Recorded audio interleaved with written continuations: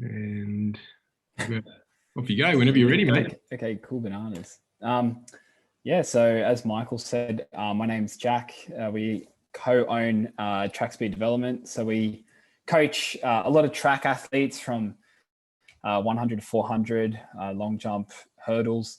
And along with Mike and I, we've also got Louis, who's in the call somewhere. Louis is another coach and a mastermind behind a lot of what we do. So before we get into this presentation, I just want to thank both Mike and Louis for helping me out with this.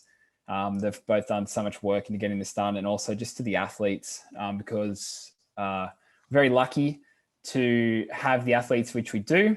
And it's really nice that we can make these presentations and know that it's just all professional when we're commenting on. So we'll get that out of the road, and I'll start sharing my screen and hop right into this just as I allow Dad into the call. All right, so I'll get started with this. So understanding acceleration. Minimize a few things here. This is the intent of this discussion here. I want to start out, besides this cheesy photo of myself, Mike and Louis with the floating head. Look, when the word acceleration is thrown around in an athletic context, what words would you associate with it? This is sort of like the idea which I was thinking of to begin this topic, because around the track, on social media, online, these will be the key things that you always hear, like push, stay low, power, drive, projection. And, you know, it's applied universally. And this common language associated with acceleration really just focuses on intent. Pretty much, if you ask an athlete to push, it may result in an improvement in acceleration, but it also may not. What pushing means for one athlete may mean something completely different to another. And language around this is acceleration is just encouraging people to try harder, push harder, drive harder, stay lower. And this kind of has a disregard for positions, timing, and really having a specific purpose to change the outcome of a specific athlete's ability.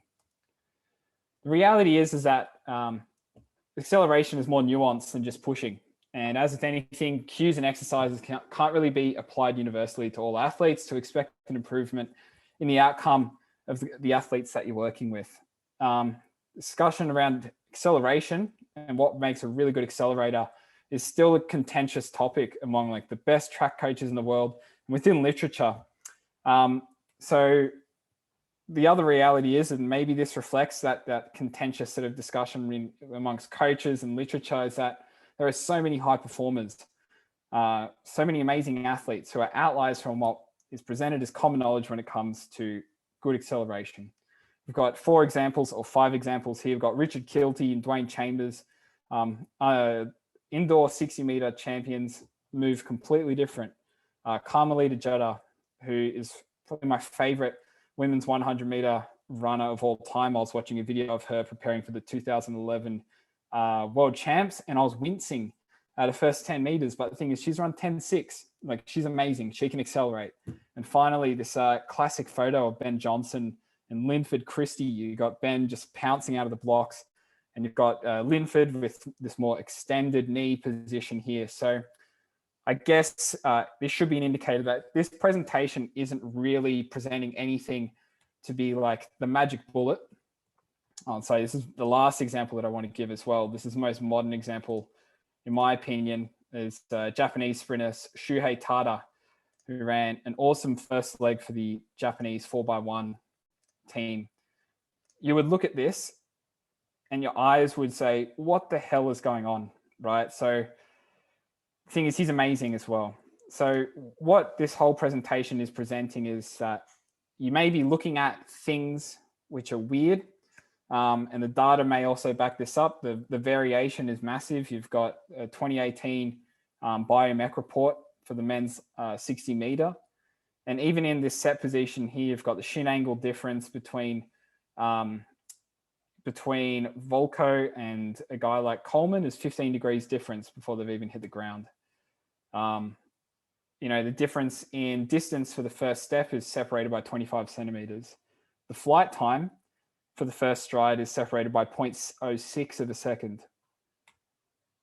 And so even within these elite cohorts, acceleration is expressed really differently. So this presentation isn't talking about like what is optimal, because in reality is you need to find what is optimal for the athlete that you're working with. And this is going to be different from sport to sport, event to event. Instead, this presentation aims to just try and empower coaches with a better understanding of what acceleration is and what variables you can manipulate in order to create a change in technique. So but in doing this, we're going to try and define acceleration and what an improvement in acceleration looks like. We're going to outline key kinetics, kinematic, and coordinative components, which are relatively consistent amongst good accelerators. And then finally, we're going to try and outline how to program in order to create these changes. So acceleration, definition, and improvement. Isaac Newton nailed it a long time ago. Acceleration, change of velocity over change of time. But I want to know, what does this look like in a sporting context? Sort of tried to make things simple, as we always do. Outcomes acceleration. To improve acceleration can be viewed in two ways. You can either improve your rate of acceleration, as outlined in Louis' amazing illustration here on the left, or you could improve acceleration by increasing your max velocity and accelerating to a greater max velocity, as proved on the right here. So the rate of acceleration is the rate at which an athlete can reach their maximum velocity. And perhaps this is something which should be stressed in team sport cohorts, as environmental constraints will dictate a shorter period of time or a shorter period of space afforded to accelerate. For example, if you have only 20 meters to accelerate, you'll likely not reach your true maximum velocity, but you may want to get as close to it to make an impact in your sport. If you've got a ball 10 meters away, you've got to go kick it. If you've got to go make a tackle, you need to get there as quick as possible. This is rate of acceleration, getting from A to B quicker. To accelerate to higher velocities is pretty much the maximum velocity at which an athlete can move at after acceleration. Max velocity, in quite a literal sense, is at the point in which you are no longer accelerating. So if you are considering this for track athletes, your maximum velocity is reached in any race as a byproduct of acceleration. The ability to be good at maximum velocity cannot be just observed independently from the effort of an acceleration. And this is kind of the rhetoric around max velocity, is that it's often seen so separately to acceleration, when really they are dependent upon one another. So those athletes who reach high maximum velocities are typically proficient in late stage acceleration and late stage acceleration mechanics. So to see an improvement in this, athletes either need to elongate the period of time spent continuing to accelerate based on the premise that the rate of acceleration is the same. For example, if you've got an athlete who's can only accelerate for 3.5 seconds before they hit max velocity, if they're accelerating at the same rate of acceleration for 4 seconds, they're going to reach a higher max velocity. The other way in which you could see a higher max velocity reach is to increase the rate of acceleration while spending the same amount of time accelerating. And here, this is a really cool tech in which has been started out this year, where they've put in tracking chips in the bibs, some of the major meets. And you can see here, you've got Elaine Thompson-Herah and Shelly-Ann Fraser-Pryce, two of the fastest athletes, female 100-meter sprinters in history. And they've hit max velocities at very different times, but it's whatever is best for the athlete. Like this, Thompson-Herah is not inherently better than Fraser-Pryce, vice versa. They're both amazing. It's just the strategies that they employ. So the training implications of this is that by sprinting, you're probably improving both the rate of acceleration and also what the exit velocity is, like what the max velocity you reach is. However, in elite sprinting populations, you may have to actually identify different parts of the acceleration you need to bias depending on the athlete's race strategy. So a good example here, myself, Brendo, M-Dubs, we all wore GPS trackers and were able to get really cool data just at a local meet at Illawong last season. And you can see the rate of acceleration for myself was actually quite good, but it was M-Dubs who was able to continue to accelerate for a long period of time. anyway, all it means is you need to try and link the performance with what the technique is, try and correlate the two and to improve your training environment. I want to try to give a visual idea about what this looks like, right? So this video is from February 2020. Myself, this is Shakti on the left, Chris on the far right. Shakti's run 10.6, Chris has run a 10.2, and Rowan, we all know Rowan after the Olympics, he's run 10.01. But I'll play this video and we can talk about rate of acceleration afterwards.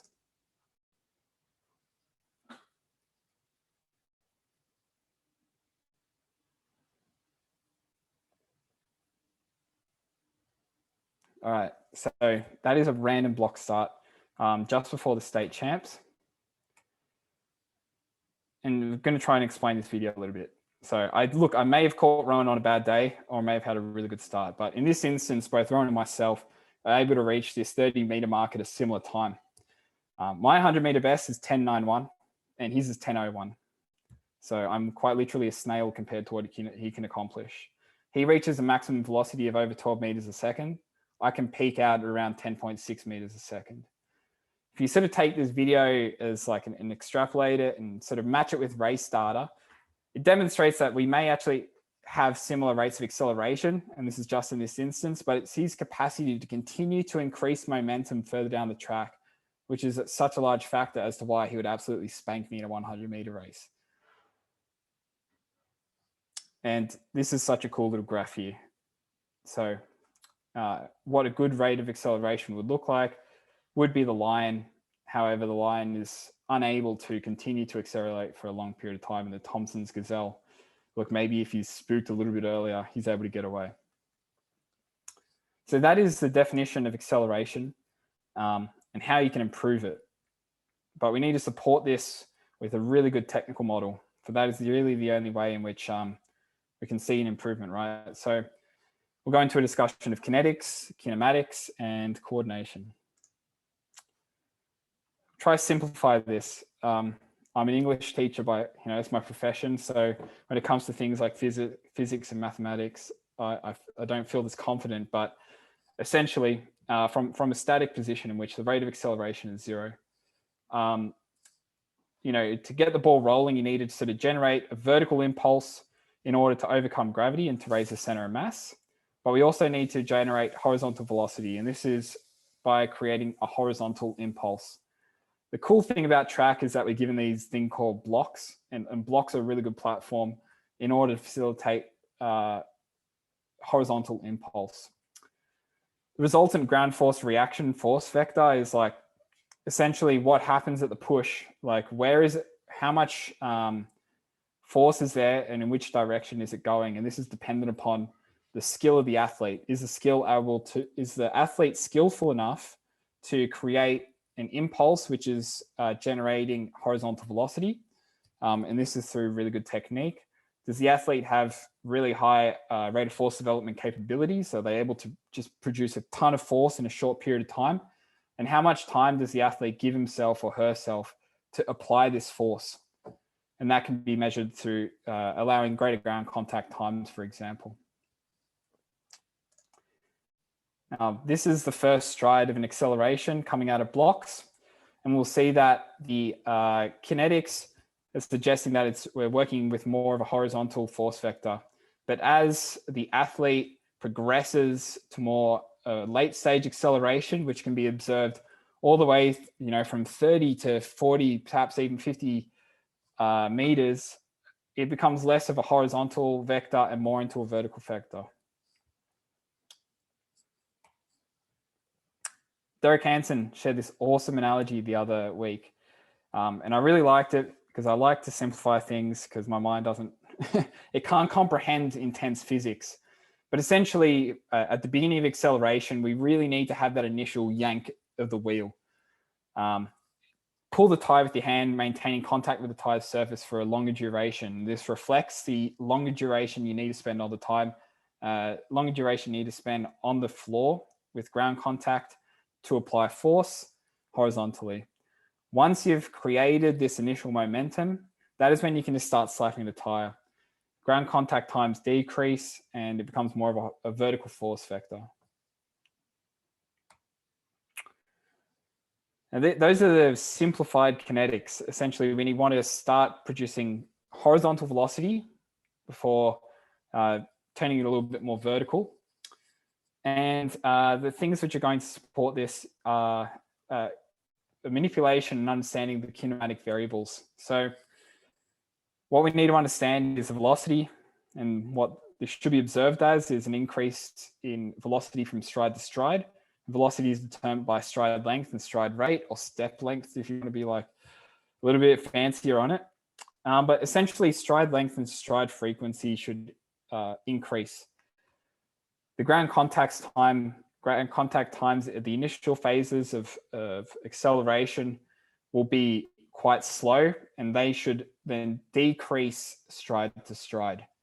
You need longer periods of time on the floor at the beginning of acceleration to apply higher forces in a horizontal manner. And then the flight time should increase stride to stride as well.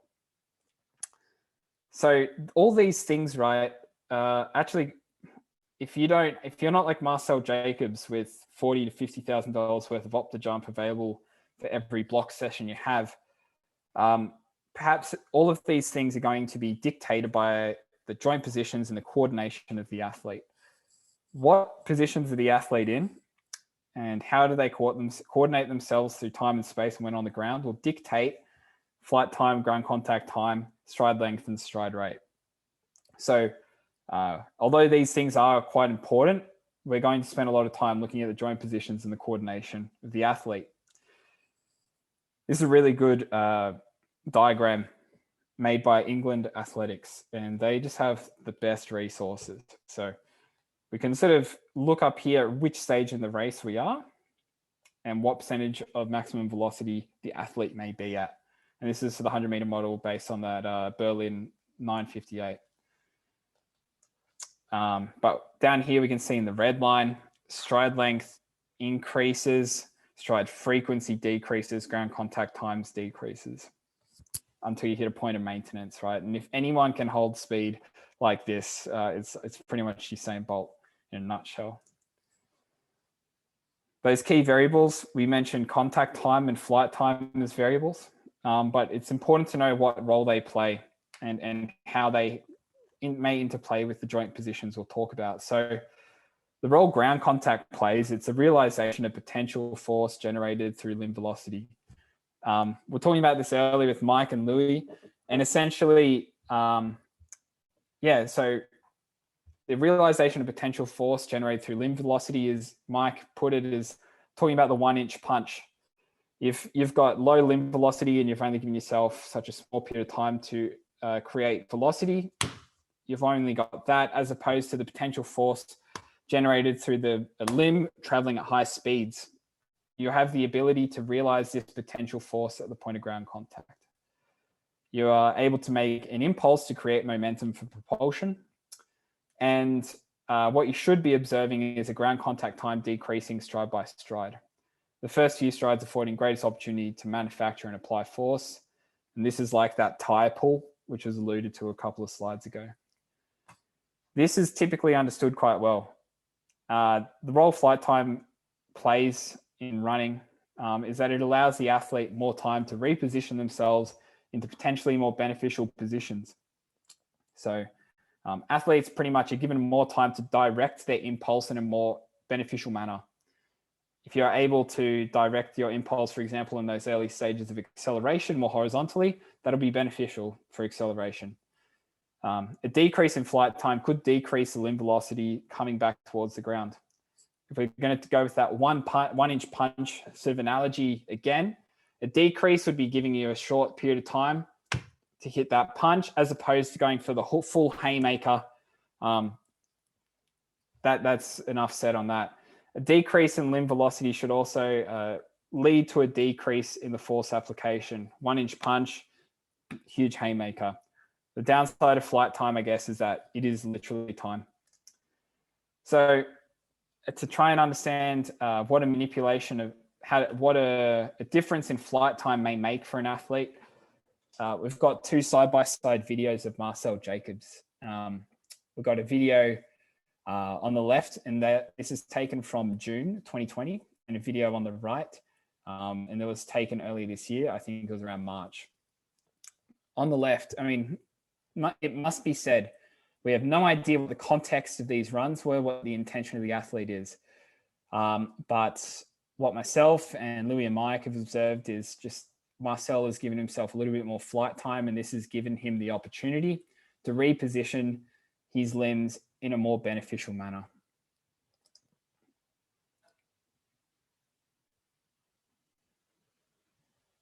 All right, I'm going to replay it and just sort of go slow, little bit by bit.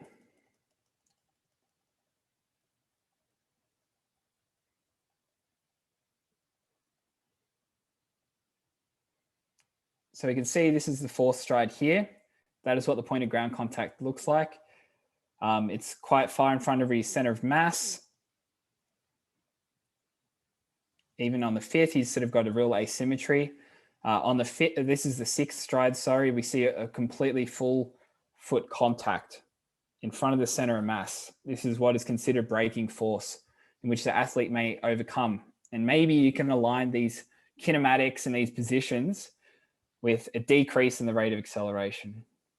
Whereas on the right, I'll play it a couple of times.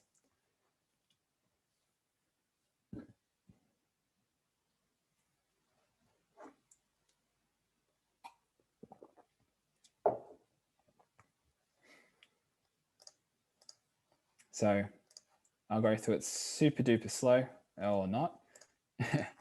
Go super duper slow.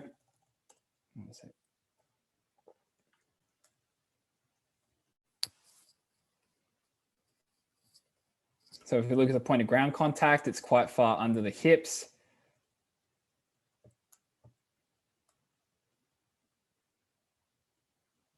Once more, under the hips.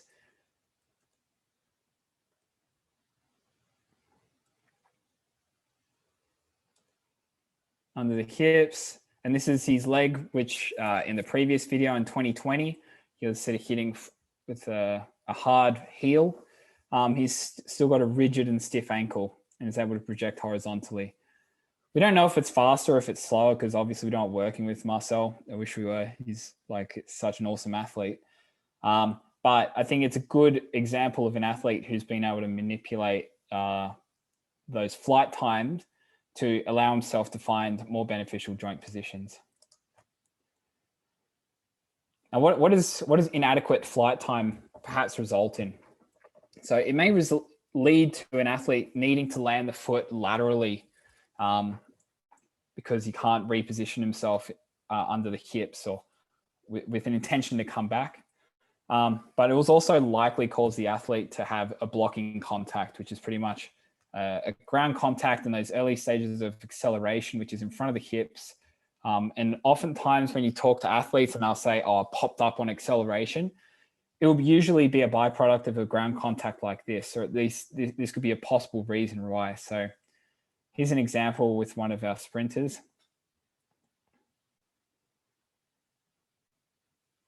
Okay. And Mike, let me know if you want me to like go through this slower or to just talk about it a bit more. So we can see the sprinter, he just jumps out of the blocks. But even on his second stride, he doesn't allow himself enough time to reposition. And that left leg comes and crashes into the ground. He doesn't have enough time to reposition himself in air to have a really beneficial ground contact time to add on step after step after step. He's able to regather third stride okay. But by the fourth stride,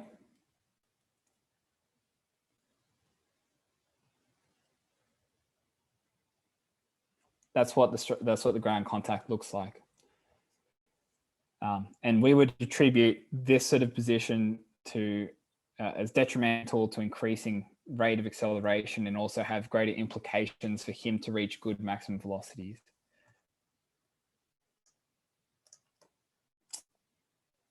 If we're looking at the joint positions in early acceleration, what we want to see is firstly, there's no real optimal shin angle coming out of blocks or for an acceleration for any athlete. As just talked about, if you have an athlete coming out with a shin angle of 30 degrees and maybe they're 140 kilo prop or something like that, perhaps they don't have the limb velocity or the time to reposition themselves for a good stride afterwards. What we want to see in these early stages of acceleration, however, is a positive shin angle and a positive torso angle. And what we want to see is every stride adding little by little to both the angle of the shin and even less so the torso. So by stride 7, and again, England Athletics, thank you very much. It's already looking like quite a vertical shin angle at the point of ground contact. But what is the most important thing here is that there's a gradual increase. You don't have a shin angle coming out at 45 degrees, for example, and then the second stride is coming out at 70 degrees, and then the third stride is back at 47 degrees. We want to see it as a gradual thing, because the most powerful part about acceleration is that each stride should flow onto the next and slowly generate, or hopefully rapidly generate, momentum. Things to look at mid stance is this idea of the extension patterns of the knee and the hip, how they timed. What we really want to see in these early stages of acceleration is a bias towards the hip extension timing coming much prior to the knee extension. So we can see here the knee is quite flexed still, but the hip is beginning to extend. And we also want to monitor ankle range of motion. And these are things which we'll talk about in a moment. At the point of toe off, we want to see that the torso and the shin angles haven't gone haywire compared to that point of ground contact time. We want to monitor the position of the foot in relation to the center of mass. And this is why I love this photo so much. This is my favorite photo of acceleration of all time. It's Christian Coleman. I think this is stride 2 for him. And you can see that even at the point of toe off, his center of mass is probably a good meter in front of him, but he has so much limb velocity and so much power that he's able to cycle that leg back under and still make it work. At this point of toe off, though, I guess it's a good point to mention this idea of triple extension, because it's something which I've been told, and it's something which I've seen discussed. Now, the 2018 60-meter biomech data, which was alluded to early in this presentation, actually reported that the best accelerators never reached triple extension, but were the closest to it. The trade-off for triple extension is that the following stride of the same leg will be slower. But if your athlete is able to hit triple extension and recycle that stride to find a good position, I wouldn't coach them out of it, nor if the athlete is not reaching triple extension, would you just force it upon them, because perhaps they're doing this for a reason, because they can't hit that next stride quick enough. We'll have a quick point about shin angles. So shin angle at toe off is a really strong indicator of the direction of propulsion. If this is theoretical, right? This is not, this is kind of like bro science of the track, but I kind of stand by a little bit. The shin angle at toe off is a strong indicator of propulsion. Beyond takeoff step, a change of shin angle may become more positive, may indicate a redirection of force, and this may be a good or it may be a bad thing depending on the athlete. What I mean by this, perhaps the shin is hitting the ground at 60 degrees, but then it rolls over and goes to 45 degrees before hitting toe off. This may be redirecting the force. And shin angle will become increasingly negative at the point of ground contact and toe off stride by stride. So you would hate for Justin Gatlin here to come out with such an acute angle only to just make his second stride even less. It doesn't work like that. So to talk about these two, we'll talk about Justin Gatlin on the left here, and we've got Chisato Fukushima. Justin Gatlin, you guys probably know, he's an Olympic gold medalist in Athens, an awesome athlete. And we've got Chisato Fukushima, who is the women's 100-meter record holder for Japan. You couldn't put two more different athletes side by side. And they're both amazing sprinters.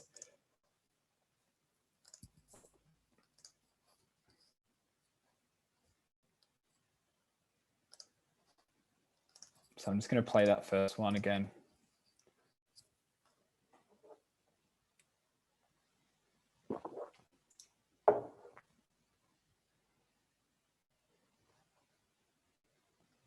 So what I want to talk about here is Justin Gatlin. Justin Gatlin's strategy is very much like a piston, in which he's able to come out of the blocks with a really acute shin angle and create horizontal velocity by doing so. Right, he sort of sets and goes from a similar sort of position, but maybe not everyone could do this, right? This requires incredible amount of strength, force development. Perhaps this is just a technique which he's done since he was like 7 or 8 years old and has just reinforced it after decades of work. How ridiculous is it to be able to apply this much force and be on your toes like a ballerina and move forward at such velocity? He's following stride, still is able to come back under him. He's able to push off. Like, to me, that's crazy. And then on the right, you got Chisato Fukushima. And this was recorded for the 2011 World Champs in Daegu.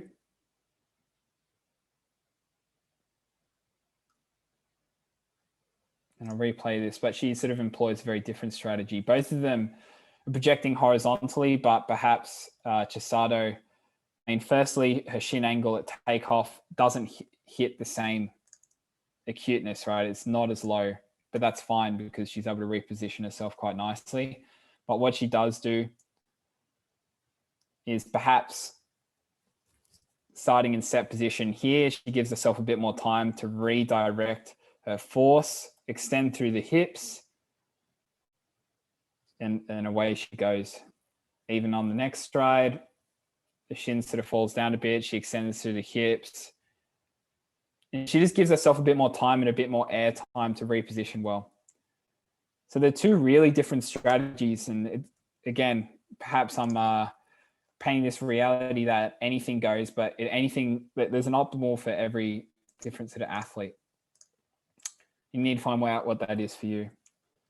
So a big part of this is this coordination of the hip and knee extension. Athletes who are able to coordinate the hip extensors prior to knee extensors are typically able to create force in a horizontal direction. And athletes who are able to do so will be able to maintain a more positive shin angle coming out of toe off position. I think this is just like a random promo photo. I think it could even be Shelly Ann, but you can see there's a real emphasis on knee extension. She pops up. Whereas this is a photo of Nick Andrews, who's an insanely good sprinter, one of the best hurdlers in Australia. And I love this photo so much. You can see Nick is extending hard through the hips. He's still got quite a flexed knee. He's able to project horizontally off the blocks. I think we're really attracted to the aesthetic of the triple extension, but it's more about how we get to there. How do we get that length and how is it timed? So to sort of project horizontally and efficiently and with a lot of force, we need to see this hip extending before the knee. Here we've got two athletes, both doing it sort of interestingly, and they've both improved amazingly since. So I hope this is not a jab. So we've got the athlete on the left who really gets the hip through a little bit, but has a real priority on just extending the knee. And there's sort of like this misalignment between the athlete thinking that they're going so horizontal, but the body is actually sort of going vertical. And the byproduct is that the subsequent stride crashes at some point and blocks. This is pretty common. Athletes wanting to stay low, but the hips aren't really doing it. And here we've got another athlete. This is actually such a bizarre, observation, but we're actually looking at the back leg here. When we're accelerating, we kind of want a contribution from both feet or both legs here. But we've got this back leg here, sort of just going through the knee. It's a weird presentation. Perhaps it's not something to stress too much about. But if you're coming out of blocks, perhaps it's something that needs to be addressed.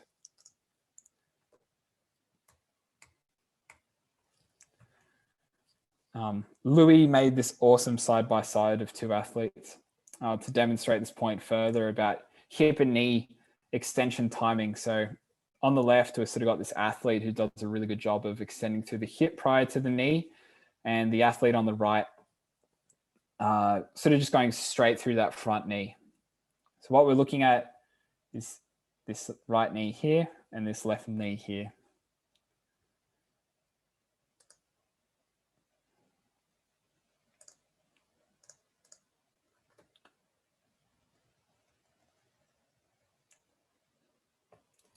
So we're sort of coming close to toe off.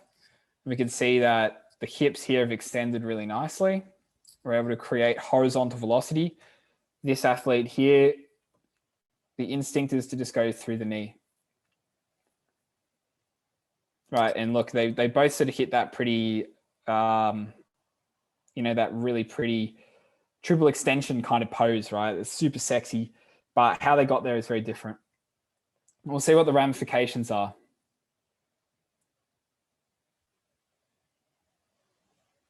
So we can already see this is stride 3. The athlete just hasn't been able to like recycle their foot, and we can already see that it's quite a flat foot contact really early on. And perhaps this is contributing to not having as good a rate of acceleration, because we can see here we've got cones set up at 10 meters. Athlete on the left is already at the cone. Athlete on the right is still getting there. So that is something which we were really trying to reinforce for a long time with the athlete on the right in acceleration, is trying to get the hips through. And you can see the athlete on the right is really trying to stay low. The torso angle is really low. You just need to look maybe a little bit more time and to go through the hips. Another thing to observe, right, when we're talking about coordination, is just look at the ankle. Something just to track stride to stride. In those initial strides, we really want this ankle to be quite stiff, to be able to sort of transfer the force. But why it may not be stiff is it's complex. So some of the considerations which we should really be talking about is whether or not the ankle is put in a position to succeed. Is that ankle put in a spot where it can be strong? Randy Huntington's got that cracker one. I think it is. Louis may have stitched me up if it's not. But are we putting athletes? It's impossible to be strong in weak positions, right? So are we putting the ankle too far in front of the center of mass? Are we getting the ankle to come and crash forward into the ground, or is it pulling back? Does the athlete have the coordination to hold a stiff ankle, right? Just outside of the context of sprinting. Are the firing patterns further up the chain messing it up? In this instance, that was our hypothesis, that the athlete was pushing so hard through the knee that it was like pushing the ankle into the ground. Does the athlete have injury history? Does he have some sort of calf problem, Achilles problem in the past?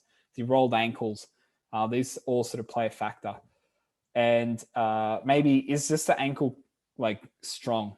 You know, if you get someone in a seated calf raise or like in a standing calf raise position, are they strong, whatever that may be?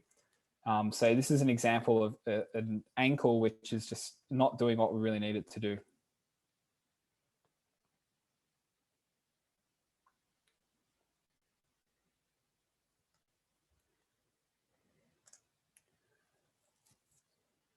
So we can see on this first stride here, that ankle range of motion, which we wanted to be tracking like in that kinematics section, is close to touching the ground. It's not like the stiff, Gatlin is on this far right end of the spectrum. We've got this athlete on the far left. We think that the right knee extending instead of the right hip extending is contributing to this. Perhaps this is just a motor pattern that's been reinforced after a really long and successful career of sprinting. So yeah, that is something to observe, and it needs to be modified somehow. But sometimes these interventions to fix it just aren't. They don't really make sense. In this instance, right, we've got an athlete whose torso angle is low. We've had athletes in previous videos here where the torso angle is quite positive, and this will make you think that they're projecting horizontally, that they're using their hips, all of this sort of stuff. And you see exercises with sleds and wall pushes and things of this matter, which are not actually having any transfer to acceleration at all. All you're doing is just getting these firing patterns to go straight through the knee, and you're not creating any horizontal velocity in those initial few steps. You're sort of creating this guise of horizontal projection by simply creating a positive torso, but in reality, there's still quite a vertical bias in terms of where the force is being applied. We could pretty much just tilt this thing on its side, and you've got an athlete looking like they're more like max velocity mechanics, but they're two quite different things.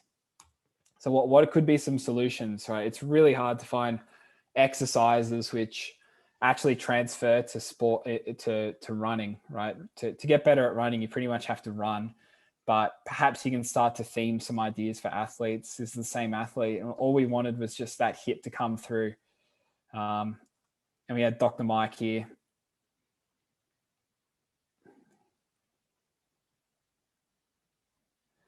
And this looks so silly. But perhaps if you can just get the athlete to try and understand what you're trying to accomplish through sensation, just by getting the athlete to extend their hip repetitively with things like exogenes, hurdle pushes, then those hurdle pushes can then progress to some resisted sleds, something along those lines. The athlete pretty much has to undergo like motor relearning in order to assist their running. Mike, these are your videos. Would you say anything on that matter? No, I think you covered it there. I mean, the fact that can a drill change the way someone runs, I don't think you'll ever be able to prove that through any research, but in an attempt to at least train some sort of motor control patterning, I think it definitely does. Even the sensation of feeling, what does it feel like extending your hip without extending your knee? And I think that's why it looks so funny. And poor Anthony on the left was going through a lot of motor control learning with his brain. But the second time he did it, third time he did it, it was a completely different sort of firing pattern. And I think, we hope that the things that we do in the gym and kind of in the rehab setting translate to the track. But obviously, if they're not active in that process, then potentially it won't. But yeah, I think it's a good way to at least get the brain to do something in terms of coordination. Yeah, and especially if we consider coordination to be such an important part of performance and of directing forces in a way and bending everything in a way in which we want. We need to try really hard to pattern things correctly to reach these results. And this sort of goes into this discussion of you can create large magnitudes of force, but perhaps it actually doesn't matter if it's not directed very well. So although the RFD is super important, yeah, perhaps the direction in which it's applied is equally or more important. The horizontal projection of propulsion in those early stages of acceleration, we really need those hip extensors to be more likely to project athletes horizontally. Athletes who coordinate early phases of acceleration with the knee extensors are more likely to orientate their forces vertically, and we'll see those problems which we've highlighted in the past typically lead an increase in time taken to get from A to B when that initial horizontal momentum hasn't really been made. And then we'll also see the kinematics breakdown. There'll likely be a block step, or the athlete require too much flight time to orientate themselves to land on the center of mass. So that is pretty much a wrap on that sort of coordinative component of sprinting. When we're looking at trying to piece this all together, right, those are merely observations. What are we actually looking for, and what are we trying to improve? Why are we trying to improve them? And it matters, but we've also got to try and contextualize it in training. So we've sort of outlined what our philosophies are for programming when it comes to acceleration. And the fact of the matter is that if we're talking about all of these things being coordinative, it's really skill orientated, we need to allow adequate opportunities for the athletes to practice the execution of acceleration. What we like to do is provide bandwidths for both the repetitions and the distances covered. For example, an athlete may have 2 to 3 sets of 2 to 3 reps of 10 to 30 meters. And then perhaps it's just about their skill capacity, their readiness on the day, into what the athlete does. The progression from this is that it needs to be made to intensification, and the intensification is typically come through a range of things. So you could change the surface. For example, you can start on the grass to track, the shoes from flats to spikes, starting positions, which put more demand on where your center of mass is to begin. So you could start as a soft start, like a roll in, a standing start, a 3-point start, crouch, blocks. Environmental adjustments. You could have someone just running by themselves, nothing being said. It's a beautiful night out at Bankstown. All of a sudden you introduce a response to a stimulus, you provide a clap, and they have to start and respond to the stimulus. And then you can sort of introduce competition within the training environment. You can adjust the velocities. So you can start with heavy resistance. Perhaps you even regress it to some of those sort of exogeny walks or hurdle pushes, heavy resistance, light resistance, unweighted spikes. Really, intensification shouldn't just be dictated by intent. We don't say accelerate at 60%. What you need to do is put the athlete in a position in which they can just accelerate. And if there's no way at all to put an athlete in this position, then they're not ready to train acceleration.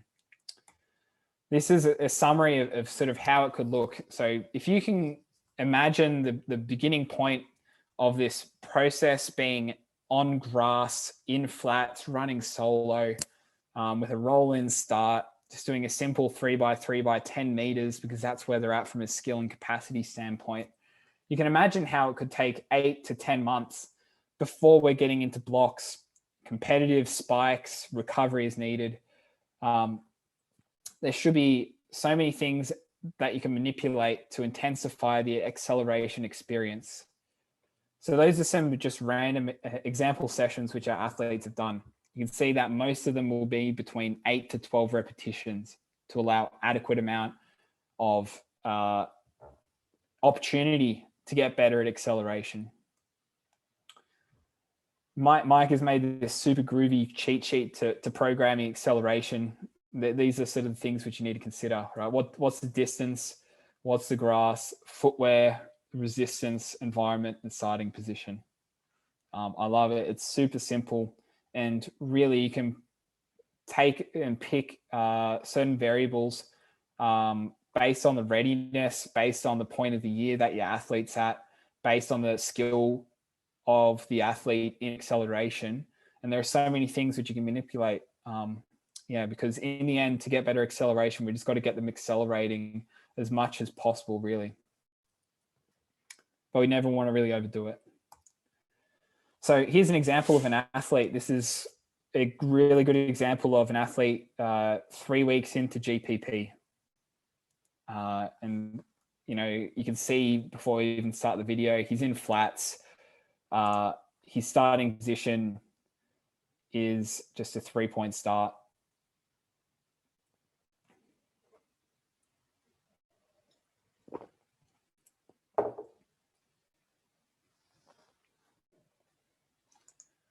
And even if the program had written on it 3x3, 10 to 30, for those 3 weeks, he did 3x3 by 10. And this is because he didn't have the capacity, didn't have the skill set. We want every effort to be quite high intent. And from there, you can imagine we've got an athlete here with a similar kind of setup, going over 30 meters, standing start, by herself in flats, high intent, high focus on technique. Looking beautiful, looking really good running. The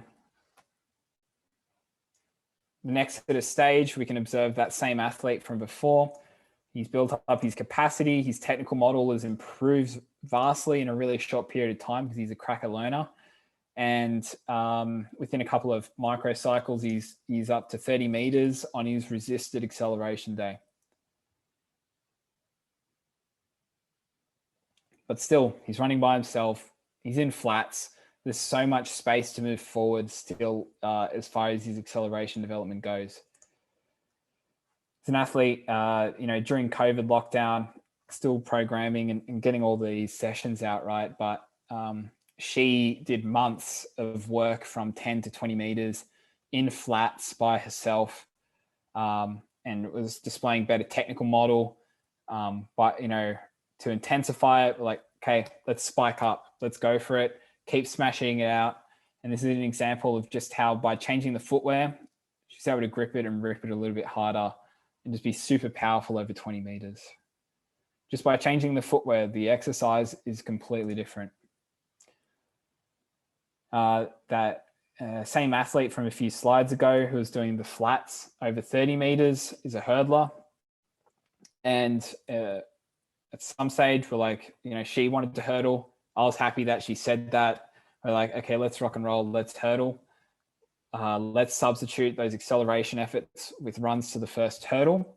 Now the environment has completely changed, and she can complete her acceleration efforts going into hurdle. This has added a new element. She's in spikes as well.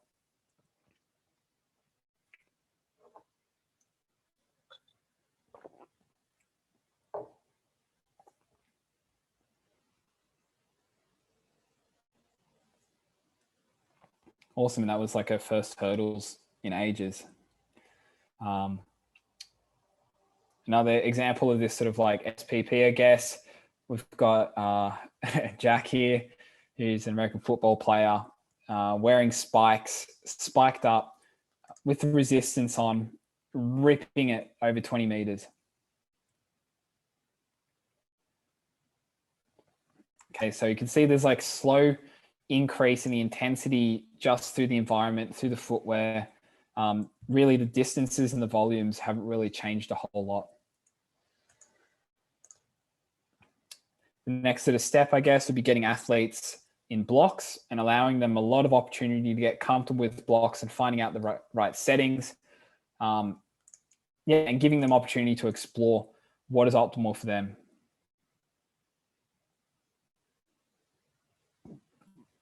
Still to this point, there's no stimulus or anything like that, but the acceleration's been intensified. You finally get to this stage where your training is just you and your mates slogging it out, in a really competitive environment. And this is to me the funnest part of coaching athletics. In terms of training, it's the funnest part being an athlete when it's you and a couple of the lads and lasses accelerating as hard as they can in a competitive environment to stimulus, right? So all of these guys are doing 2s or 4s for the upcoming weekend.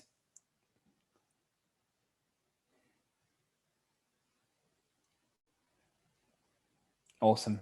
So look, even if we're progressing the environment, and intensifying the demands of the athlete, we still need to be undergoing this process of optimizing technique.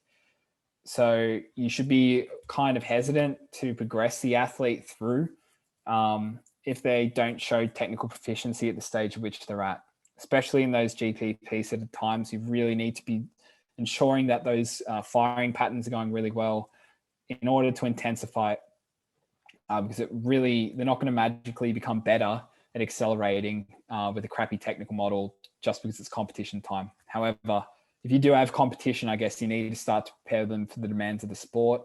And that's sort of a tricky situation. But the point I'm trying to make is that even if we're giving them these modalities, we need to be filming them. We need to be timing them.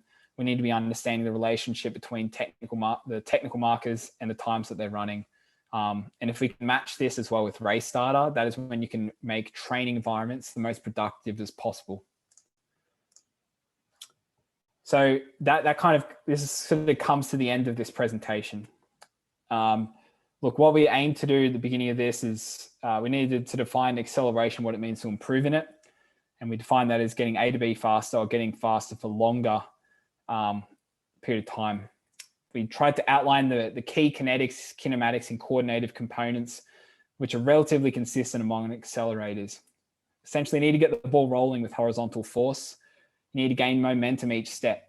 good kinematics with as little braking forces as possible. You need to continue to gain momentum step after step after step after step for as long as possible to reach a really high max velocity. You can manipulate variables to create a change in technique to facilitate these good kinematics. Flight time, contact time, kinematic markers at ground contact, mid-stance, and toe-off. Extend the knee before the hip before the knee. And finally, we really want to talk about how to program in order to create a change in technique by manipulating those previously mentioned variables. Our philosophy is that intensify acceleration by increasing the advance of the environment and of the exercises. 1 second, I'm just going to have a little sippy. Thank you for listening. I hope that made sense and it was helpful because it was really fun preparing this.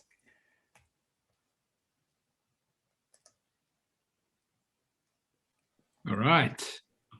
We've got a few questions. We've got Jack. You said use the back leg out of the block. I think that was in relation to the 2 side-by-side on the AstroTurf. Is that right, Jack? Is that in regards to Laura? That was sorry. That was when you had, I think it was Connor and Gail you had coming out of the black box, and you're just talking about the positions that they were coming out, and you were saying like looking at his front, like both their front legs. But I just it was just noticed like he used the back leg. Gail used the back block there a lot more when he was driving, and it sort of pushed him into a snappier position there. So I was just commenting on that at the time. I think if you're not using that back leg, then typically the athlete will just push through the front knee. Yeah, that's exactly right. Yeah, so instead of sharing the load, the front leg's trying to do everything, and then you're just trying to recruit everything to get you to the same place. So,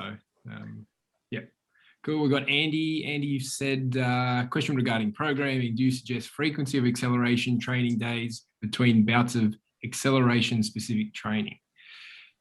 Do you want to just clarify that, so Andy? Oh, yeah, easy. So do you suggest like sort of frequency throughout the week with your acceleration training? Just I imagine it's a higher intensity sort of stimulus. Like, do you select that based on the athletes, or do you try to give maybe 2 or 3 days, or do you guys have a ballpark figure that you use?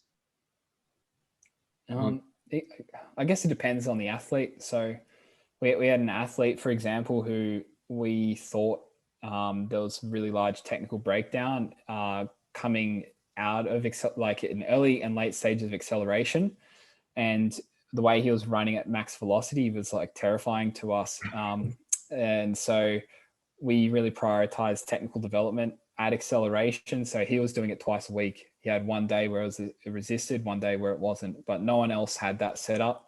The way it was sort of spread out throughout the week is maybe they just had one hard day of acceleration, and then maybe one which was more focused on reaching max velocities. So I guess it's late stage acceleration, running fast, and then maybe something which has a little bit more length on it, whether it be at tempo intensity or something like that. Yeah. So maybe one or 2 times a week is probably good go. Yeah. 1 or 2 times a week with adequate rest in between. You don't want to go backing up 2 Excel days. In saying that as well, though, if you've got an athlete in competition and you need to be running heats, semis and finals, you're running them back to back anyway. So at what point do they need to be ready for that as well? So I think that's, I guess to answer it, a few times a week is okay to be accelerating. Yeah. Hayden, you said, would you start field sport athletes with their boots or with flats to allow that room for progression? I'm happy to answer that. Look, I think it really depends on, where you're at. If you're a field sport athlete and they're in boots, you can probably stay in boots, especially if it's on a decent surface. The hardest thing with flats is accelerating on if it's wet, soggy grass, it kind of becomes, a bit counterproductive. If you've got an athlete who spends all day in boots anyway, and they're getting a whole bunch of overuse injuries because they're wearing, those Nike, whatever they're called, those super light ones, vapors that weigh, Mercurials, lad. Yeah, but those ones that one of the studs fractured my calcaneus, potentially, get them out of that and get them in flats if it's in an off season. But I don't think it's really too much of an issue there. to worry about. Hmm. Rob has asked, Jack, with a number of field sport coaches and umpires on board here, where much of the acceleration is from an already upright running position, any simple tips you can provide that may help these athletes improve their rate of speed improvement, e.g. From moderate to fast as quick as possible when already up and moving? So it's like rolling start versus stationary. Yeah. Look, what I think that some people think that they can't continue to accelerate when they're in more upright postures. I think that some people think that you can only accelerate if you're like Sonic the Hedgehog running like this. So my advice would be to try and get them comfortable accelerating in those upright postures. Perhaps there's no need or no contextual demand for, or maybe there's less, just give them different starts. I think is probably the best way to go about it.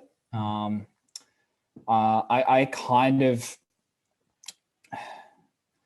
of question like the efficacy of flying runs as well. Like, perhaps just get them to accelerate to that point of max velocity, as opposed to if you are spending time,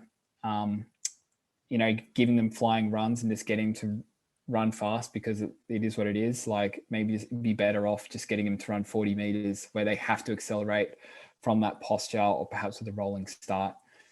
I think, what do you think, Mike?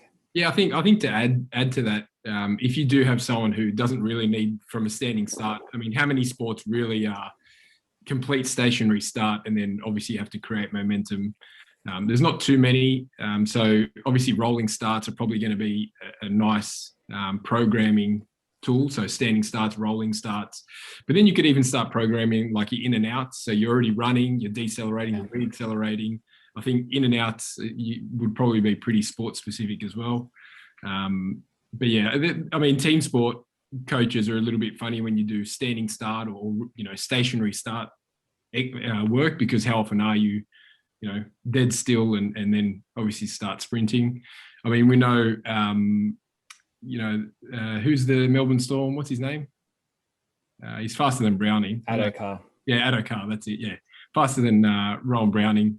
Maybe if he's got an intercept and you've got to turn and run, you're at a stationary start. But other than that, I think in and outs and rolling starts would work. Like he said, Crocs would fracture my foot. He's spot on there. Jack has said, are you changing anything, or are there any considerations when looking to develop rate of acceleration as opposed to developing the ability to accelerate to high velocities? Okay, so yeah, the outcomes that we spoke about, the two outcomes. Yeah. Do you want to talk, Louis or Mike? Yes. Yeah, look, I think if you want to develop the rate of acceleration, you can do heaps of those shorter runs. You can definitely do a lot more sleds over a shorter distance. But if you do want to accelerate to high velocities, like, someone like Jack, again, someone like Rowan, who obviously has that longer extended velocity curve, Jack would probably win to 10, but then what happens? I got him on a fucking. We've got to pants me, yeah. You beat him to 10. It doesn't matter. But you know what I mean? Like, so potentially, if it is that later stage excel that you need, then you got to be training that if it's that early stage. So I guess the team sport athletes, the rate of acceleration is probably more important than their ability to accelerate to high velocities. And maybe you just do a whole heap of 10s and 20s, like sessions where you're doing 10 10s is very normal. I think as well is if you're asking athletes to run 20 or 30 meter efforts, I think it shouldn't be emphasized that it's a race to 30 meters. It is, you need to be in the correct posture at 30 meters if the context is 100 in the end. So sort of getting to them to run through 30 meters as opposed to stopping at the 30 meters. I think even runs to 40 or 50 meters are kind of underrated, but understanding at what point you stop accelerating and can you create an environment which allows you to continue to accelerate, I think is really good. Anecdotally, we got a couple of athletes running sleds for really long, like longer distances, like 40 meters. And I don't know, it just looked really nice because the athlete had to continue to find velocity. Like they're hunting velocity really hard, and the sled gave them a lot of feedback. But yeah, I think if you're trying to develop that ability to accelerate to high velocities, then I think you just need to spend times in those zones and perhaps just not accelerate to 10 or accelerate to 20. It's like accelerate through 10, accelerate through 20, accelerate through 30. Yeah. All right.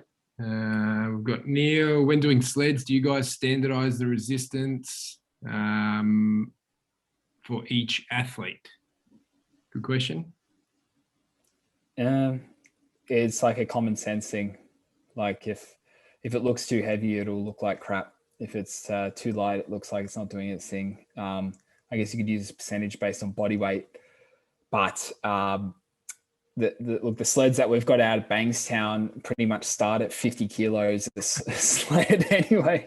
So there's like a minimum threshold of what we can really do. Ideally, we'd have like a 1080 sprint out there and we can dictate the velocities that they're running at, but we're not afforded that luxury just yet. So to answer your questions, it's kind of like a common sense sled approach. If it looks good and the athlete is running fast enough to see transfer, that's what we want. Yeah. Yeah, and I guess the weight there, Neil, is as well is an athlete coming back from something where you want to really slow them down. You know, are they coming back from a hammy or whatever it is that they're coming back from that you actually don't want them to run too fast? And it's like, well, okay, maybe you can load up the sled a little bit more so they don't reach those high speeds. Basing on body weight is you know, there's a whole heap of research to support that's probably not right to do. But you know, there's some merit in the ease of it, but like Jack said, you can kind of see when someone's running really bad or it's too heavy and it's really starting to affect the way they're running.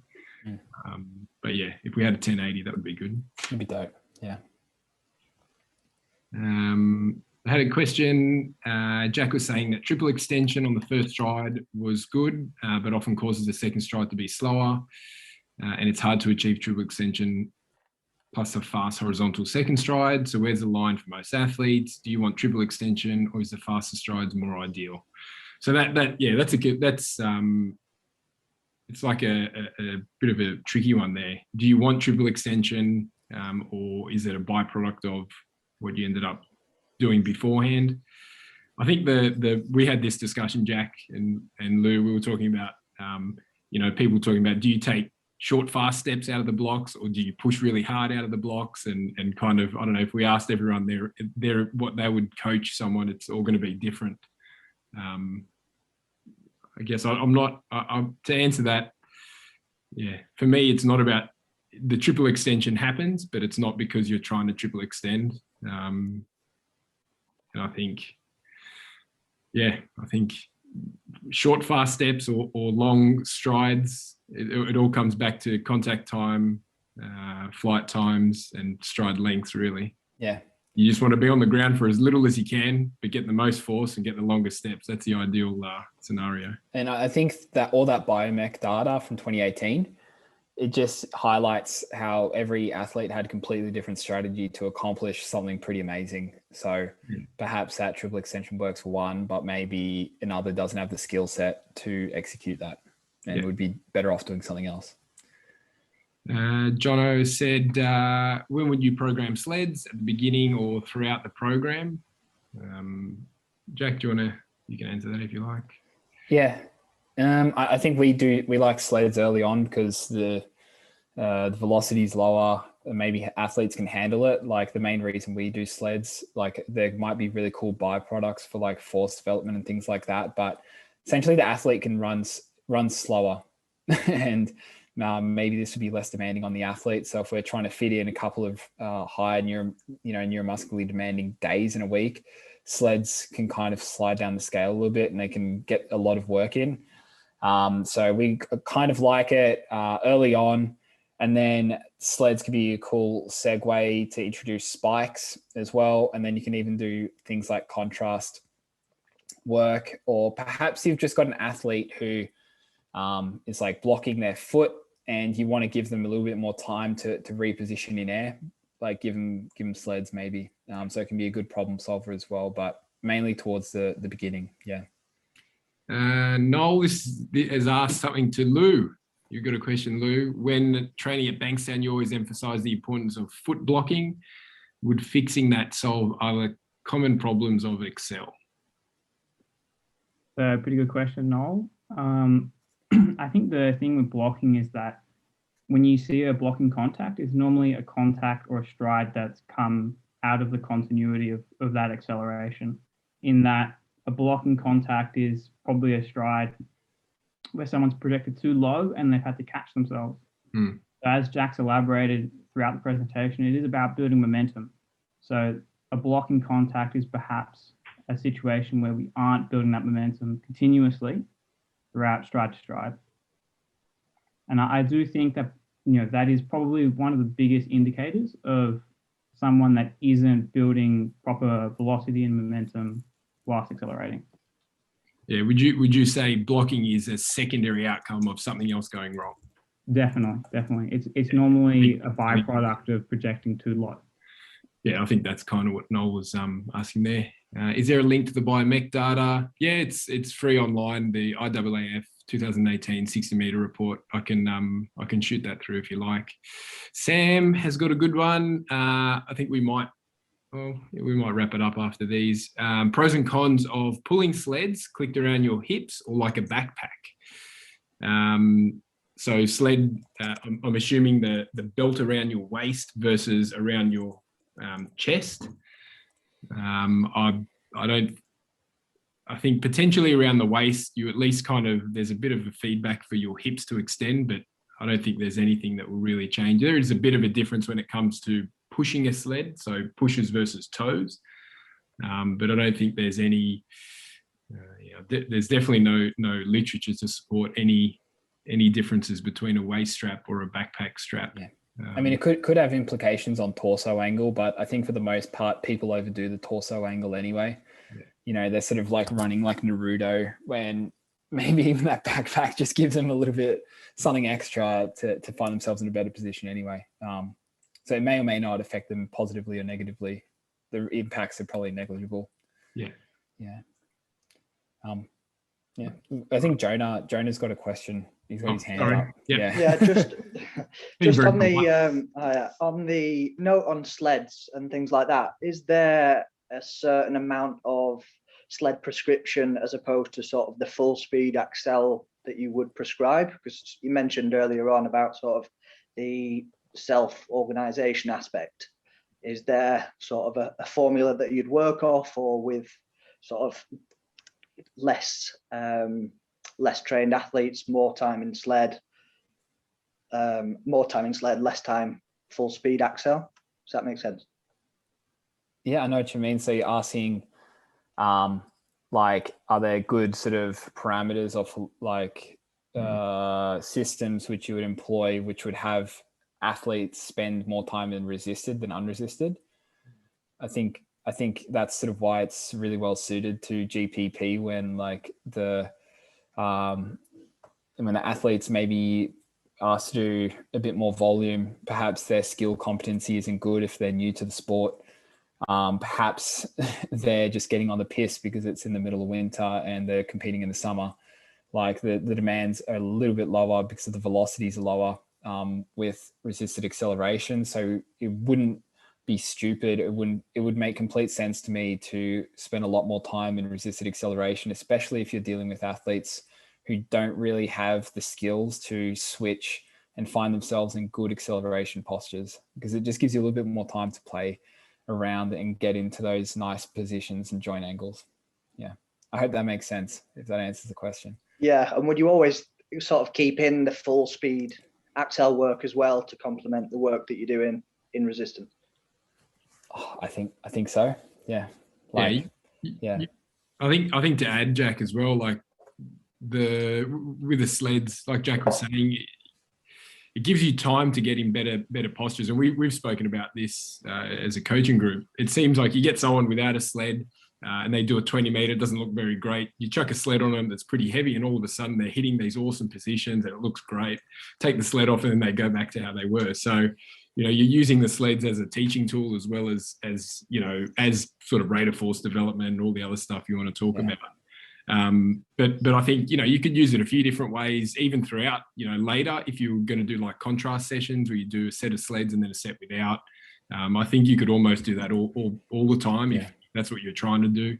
It's what are you using the sled for? And, you know, for us, slowing people down, unfortunately, is one of the biggest things, because we get people who come in and just let it rip on the track and end up doing a hammy or something, you know, so we use it to slow people down, but then also give them the opportunity to hit the right positions and work from there. So I think the sled, like if you're doing those contrasts, I don't think you should be looking for like some magical, you know, post-activation potentiation type thing. Like the athlete may feel it, but I think the athlete should try to learn transfer the lessons which they get from the sled experience to unresisted sprinting. Maybe they get some sick PAP thing, but I think you should really emphasize the learning element to the sled. Yeah. All right. Well, I think we might wrap things up unless there's any other alarming questions that people need to ask. So what I'll do is I'll send the recording via email along with the lecture slides. If there's any people who need attendance certificates for you know, points for different associations that they're with, we're more than happy to do that as well. And yes, please, free points, why not? So yeah, and maybe just shoot me an email or something, so then I know and I can address that to you. Otherwise, thank you all for attending. Thanks, Jack. That was awesome. Thanks, Louis. Oh, thank you. And, thanks for coming, everyone. It's really nice to do this as a company. So thank you. All right, team. Yeah. Take it easy. Thanks, Thanks, boys. Jack. Thanks, Mike.